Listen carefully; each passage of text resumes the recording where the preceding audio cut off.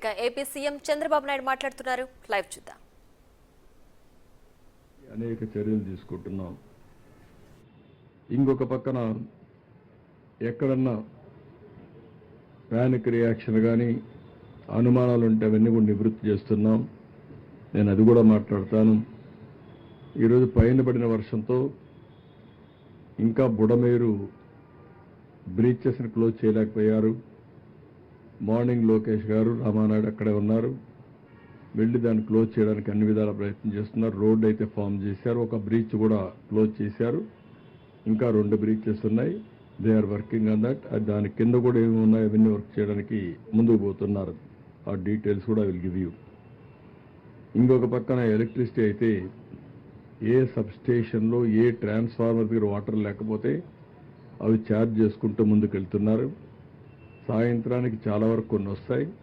నీళ్లుంటే మాత్రం ఈ short circuit కానీ లేకపోతే ఏదైనా ప్రమాదం ఉంటుందని ఉద్దేశంతో జాగ్రత్తగా వెళ్తున్నారు.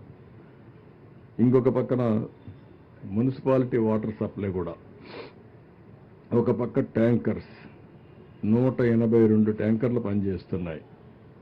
పెద్ద ఎత్తున వాటర్ కూడా సప్లై చేస్తున్నాం. ఈ 2 సప్లై చేస్తున్నాయి.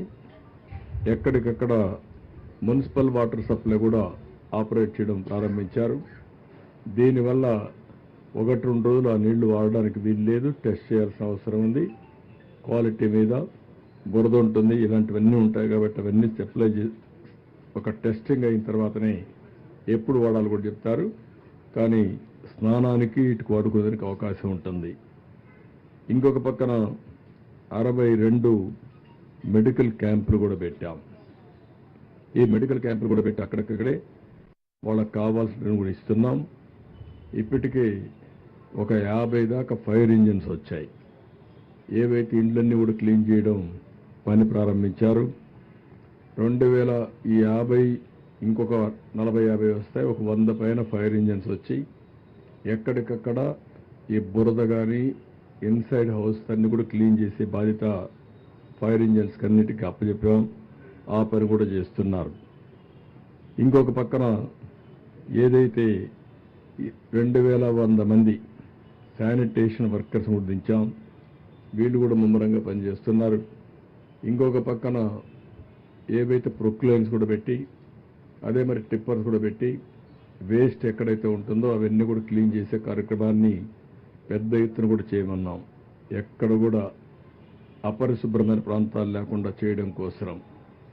ఇంకొక పక్కన ఎక్కడైనా కానీ మనుషులు చనిపోయి ఇంకెక్కడ బాడీస్ ఉంటే అవన్నీ తీసుకొచ్చే విధంగా పోస్ట్ మార్టం కూడా పూర్తి చేసి వాళ్ళ యొక్క బంధువులకు అప్పచెప్పే బాధ్యత కూడా తీసుకున్నాం. ఈరోజు చనిపోయిన వాళ్ళందరికీ 5 లక్షల రూపాయల ఎక్స్గ్రేషియా కూడా లీగల్ హైర్స్ ఎవరైతే ఉన్నారో వాళ్ళందరికీ అని చెప్పి స్పష్టమైన ఆదేశాలు ఇచ్చాం. ఇది కాకుండా ఎక్కడైనా ఎనిమల్ బాడీస్ కానీ ఉంటే అవి కూడా ఏ విధంగా చేయాలనో సైంటిఫిక్గా డిస్పోజ్ చేయడానికి ఒక కార్యక్రమం ఇచ్చాం. అది కూడా అనిమల్ హస్బెండరీ డైరెక్టర్ ఆధ్వర్యంలో ఈ పని కూడా చేస్తున్నారు. ప్రతిరోజు నేను ముందు చెప్పినట్టు రోజుకు 3 సార్లు IVRS తెప్పించుకుంటున్నాం. దాన్ని బేస్ చేసుకొని అన్ని కార్యక్రమాలు చేస్తున్నాం. దగ్గర 32 మంది IAS ఆఫీసర్లు పనిచేస్తున్నారు. ఇంకొక పక్కన మీరు చూస్తే 179 సచివాలయాలకి 179 మంది సీనియర్ ఆఫీసర్ని లేకపోతే IAS ఆఫీసర్ని మొత్తం కూడా ఇన్ఛార్జెస్గా పెట్టాం. నిన్న last night alone 9,09,191 food packets distribute చేశాం. ఇంకొక పక్కన ఈరోజు మీరు చూస్తే పెద్ద ఎత్తున మార్నింగ్ అయితే 6 లక్షల ఫుడ్ పాకెట్స్ డిస్ట్రిబ్యూట్ చేశాం. 8,50,000 బాటిల్స్ ఆఫ్ వాటర్ డిస్ట్రిబ్యూట్ చేశాం. 3 లక్షల లీటర్లు మిల్క్ కూడా డిస్ట్రిబ్యూట్ చేశాం. ఒక 5 లక్షల బిస్కెట్ పాకెట్స్ కూడా డిస్ట్రిబ్యూట్ చేశాం. అదే మరి మధ్యాహ్నం లంచ్ కూడా ఒక 5 లక్షల మందికి లంచ్ కూడా ప్రిపేర్ చేయమని చెప్పాం. అవి కూడా పంపించాం. అది కూడా డిస్ట్రిబ్యూషన్ జరుగుతూ ఉంది. ఇంకొక పక్కన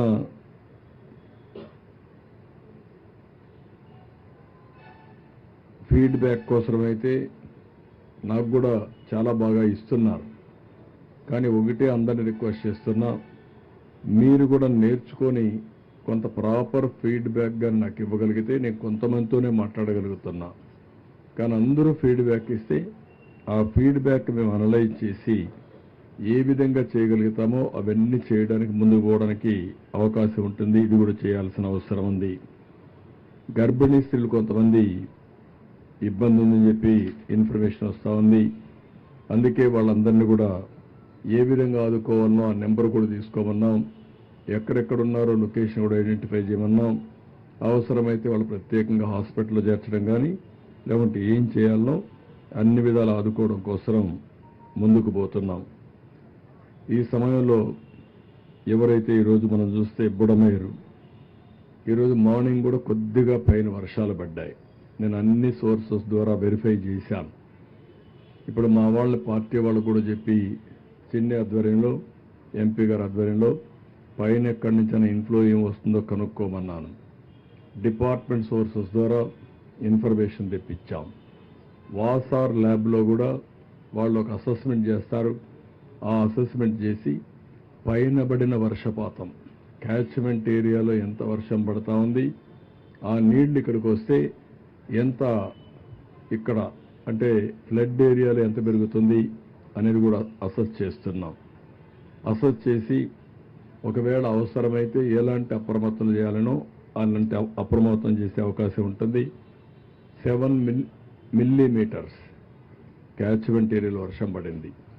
దీనివల్ల ఒక 5,000 నుంచి 7,000, 8,000 క్యూసెక్స్ ఆఫ్ వాటర్ వచ్చే అవకాశం ఉంటుంది. అది కూడా 3-4 గంటలే వస్తుంది. 3-4 గంటలంటే మొత్తం ఆవరేజ్న ఒక 0.6-7 టీఎంసీ ఆఫ్ వాటర్ మనకు వచ్చే పరిస్థితి వస్తుంది. అది కూడా అనలైజ్ చేసి ఎంత పెరుగుతుంది అనేది కూడా ఎప్పటికప్పుడు ప్రజలను అప్రమత్తం చేయడానికి ఇది కూడా ఉపయోగిస్తున్నాం. అదే సమయంలో మనందరం ఒకసారి చూస్తే ఈరోజు కృష్ణా రివర్లో 11,43,000 క్యూసెక్స్ ఆఫ్ వాటర్ వచ్చింది. డిజైన్ చేసింది 11,90,000కి.